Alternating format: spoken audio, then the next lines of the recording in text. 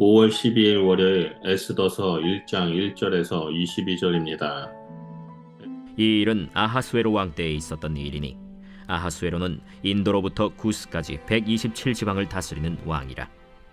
당시에 아하수에로 왕이 수산궁에서 즉위하고 왕위에 있은 지 제3년에 그의 모든 지방관과 신하들을 위하여 잔치를 베푸니 바사와 메대의 장수와 각 지방의 귀족과 지방관들이 다 왕 앞에 있는지라.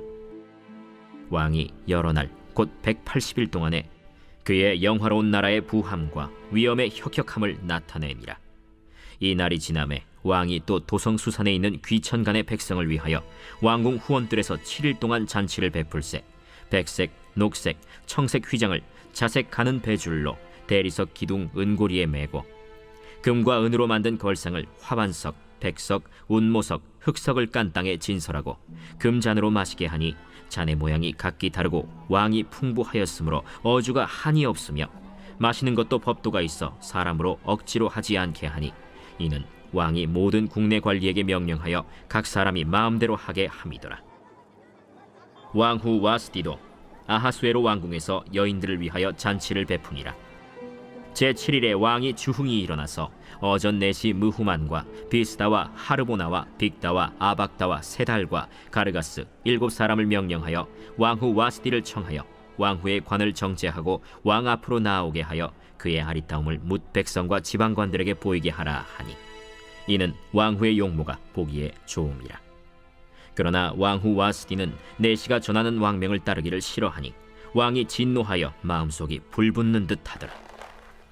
왕이 사례를 아는 현자들에게 묻되 왕이 규례와 법률을 아는 자에게 묻는 전례가 있는데 그때 왕에게 가까이하여 왕의 기색을 살피며 나라 첫자리에 앉은 자는 바사와 메대의 7지방관 곧 가르스나와 세달과 아드마다와 다시스와 메레스와 마르스나와 무무간이라.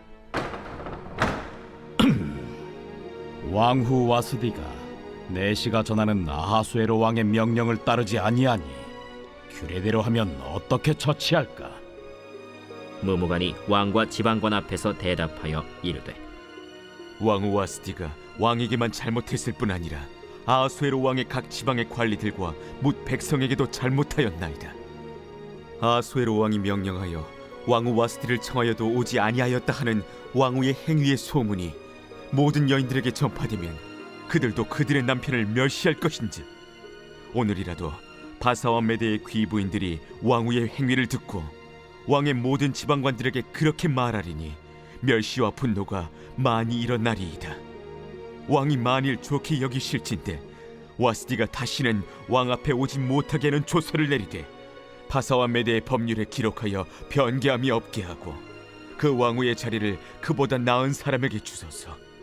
왕의 조서가 이 광대한 전국에 반포되면 귀천을 막론하고 모든 여인들이 그들의 남편을 존경하리이다. 왕과 지방관들이 그 말을 옳게 여긴지라. 왕이 무무간의 말대로 행하여 각 지방 각 백성의 문자와 언어로 모든 지방에 조서를 내려 이르기를 남편이 자기의 집을 주관하게 하고 자기 민족의 언어로 말하게 하라. 에스더서는 성경 전체에서 독특한 위치를 차지합니다. 하나님의 이름이 한 번도 언급되지 않기 때문입니다. 그러나 이 침묵은 하나님의 부재가 아니라 오히려 그분의 깊고 정교한 섭리를 더욱 선명히 드러냅니다.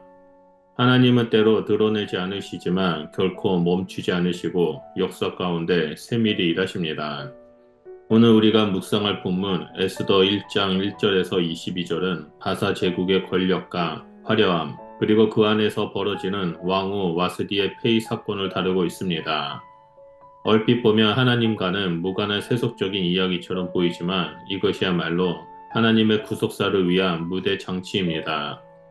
우리는 이 본문을 통해 인간의 교만과 실패 그리고 역사 속에서 조용히 일하시는 하나님의 손길을 발견하게 될 것입니다. 먼저 첫 번째로 인간의 자랑은 허망하다라는 것을 볼 수 있습니다. 본문은 아하수에로 왕이 다스리던 강대한 제국을 배경으로 시작합니다. 그는 바사 제국 127지방, 즉 인도에서 에디오피아에 이르는 나라를 다스렸습니다. 그는 자신의 권세와 영광을 자랑하고자 했습니다. 무려 180일 동안 귀족들과 지방 방백들을 위한 잔치를 열었고 그 후에는 모든 백성을 위한 7일간의 잔치를 이어갑니다. 이 잔치에는 금과 은으로 장식된 비단, 대리석 궁전, 금장과 값비싼 기물이 동원됩니다. 왕은 자신의 영화로움을 사람들에게 가시하며 자신이 얼마나 위대한지를 보이고 싶어 했습니다. 그러나 성경은 인간의 권력과 부귀가 얼마나 덧없는지 거듭 말합니다. 전도서 1장 2절에서 헛되고 헛되며 헛되고 헛되니 모든 것이 헛되도다라고 고백합니다. 아하수에로의 잔치는 겉으로는 찬란하지만 본질적으로는 하나님의 뜻과 무관한 인간의 허세였습니다. 시편 49편 16절에서 17절도 사람이 치부하여 그의 집에 영광이 더할 때에 너는 두려워하지 말라. 그가 죽음에 가져가는 것이 없고 그의 영광이 그를 따라 내려가지 못함이로다 라고 경고합니다. 이처럼 세상의 부와 권력은 하나님 없이 자랑할수록 오히려 허망해지는 것입니다. 우리는 겉으로 보이는 성공과 힘을 자랑하는 대신 하나님 뜻 안에서 겸손히 행해야 합니다. 하나님의 나라에서는 낮아짐이 곧 높아짐이며 자랑은 주님 안에서만 의미를 가집니다. 두 번째로 10절에서 12절에 와스디의 거절과 인간의 권위의 한계가 드러납니다. 잔치가 무르익어갈 즈음 아하수에로는 왕후 와스디를 불러 사람들 앞에서 그녀의 아름다움을 자랑하려고 합니다. 그러나 와스디는 왕의 요청을 단호히 거절합니다. 이는 당시 바사 사회의 간섭과 권위 체계에서 엄청난 사건이었습니다. 왕의 명령을 거절하는 것은 단지 부부 사이의 문제가 아니라 국가의 질서와 통치를 흔드는 반역적인 행위로 간주할 수 있는 일이었습니다. 왕은 분노하고 혼란에 빠집니다. 그의 권위는 순식간에 흔들리고 신하들은 이 사태를 국가 전체의 질서 문제로 확대 해석합니다. 결국 왕은 조언자들의 말에 따라 와스디를 폐위하고 다시는 왕 앞에 나오지 못하게 하는 조서를 반포합니다. 이는 겉으로는 왕권 회복을 위한 정치적 조치처럼 보이지만 사실은 인간 권위의 한계를 드러냅니다. 왕의 명령조차 불순종을 당하고 권력의 중심이 흔들릴 수 있다는 사실은 세상의 권위가 얼마나 불완전한지를 보여줍니다. 시편 146편 3절은 기인들을 의지하지 말며 도울 힘이 없는 인생도 의지하지 말지니라 라고 말합니다. 결국 진정한 권위는 하나님께 있습니다. 하나님의 뜻과 무관한 권력은 언제든 무너질 수 있으며 오직 하나님만이 변하지 않는 통치자이십니다. 마지막 세 번째로 13절에서 22절을 보면 하나님의 준비는 인간의 실패 속에서 시작된다는 사실입니다. 이제 우리는 이 사건을 통해 하나님의 더 깊은 섭리를 바라볼 필요가 있습니다. 와스디의 폐위는 단순한 왕실 스캔들이 아닙니다. 이는 후에 에스더가 왕후가 되어 유다 민족을 구원하는 발판이 됩니다. 와스디가 그 자리를 비운 것은 하나님의 때를 위한 준비였던 것입니다. 본문의 마지막은 왕이 전국에 조서를 내려 각 가정에서 남편이 주인이 되게 하라는 법령을 선포하는 것으로 끝납니다. 표면적으로는 가정 질서를 위한 법처럼 보이지만 이는 하나님의 섭리 속에 예비된 한 퍼즐 조각에 불과합니다.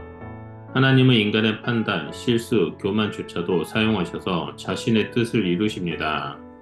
이는 요셉의 고백처럼 당신들은 나를 해하려 하였으나 하나님은 그것을 선으로 바꾸사라는 진리를 재확인시켜줍니다. 에스더가 왕후가 되는 과정, 하만의 계략과 모르드게의 지혜, 유다 백성의 금식과 기도, 그리고 결국 민족의 구원은 모두 이 사건에서 시작됩니다. 하나님의 손은 보이지 않지만 모두 순간에 작동하고 있었습니다. 하나님의 섭리는 인간의 한계를 넘어서는 질서와 계획 안에서 때로는 조용히, 때로는 급진적으로 이루어집니다. 우리는 때때로 하나님의 이름이 들리지 않고 하나님의 역사가 보이지 않는 순간을 경험합니다. 그러나 오늘 본문은 우리에게 분명하게 말해줍니다. 하나님의 이름은 없지만 그분의 손은 늘 우리와 함께하고 있습니다. 세상의 부와 권력은 찰나이며 인간의 판단은 흔들릴 수 있지만 하나님의 계획은 흔들리지 않습니다. 우리 인생에도 와스디와 같은 뜻밖의 전환점이 있을 수 있습니다. 예상치 못한 상황, 불순종처럼 보이는 일, 실패와 같은 순간이 하나님의 새로운 시작을 위한 발판일 수 있습니다. 그러므로 우리는 하나님의 침묵을 두려워하기보다는 그 속에 숨겨진 섭리를 신뢰해야 합니다. 하나님의 섭리는 지금도 우리 삶 속에서 조용히 그러나 분명하게 일하고 계십니다. 그러므로 지금도 하나님의 손길을 신뢰하며 그분의 뜻에 우리의 삶을 맡기시길 예수 그리스도의 이름으로 축원드립니다. 기도하겠습니다. 사랑의 하나님, 겉으로는 화려하고 위대한 것들이 영원할 것처럼 보이지만 결국 모든 것이 주님의 뜻 안에 있음을 믿습니다. 하나님의 이름이 보이지 않는 시간 속에서도 주님의 손길을 신뢰하게 하여 주시옵소서. 하나님의 섭리가 내 삶 속에서도 이루어지길 간절히 소원합니다. 눈에 보이지 않는 순간에도 믿음의 눈으로 보게 하시고 하나님의 뜻에 내 삶을 맡기며 살아가는 자가 될 수 있도록 인도하여 주시옵소서. 예수님의 이름으로 기도드립니다. 아멘.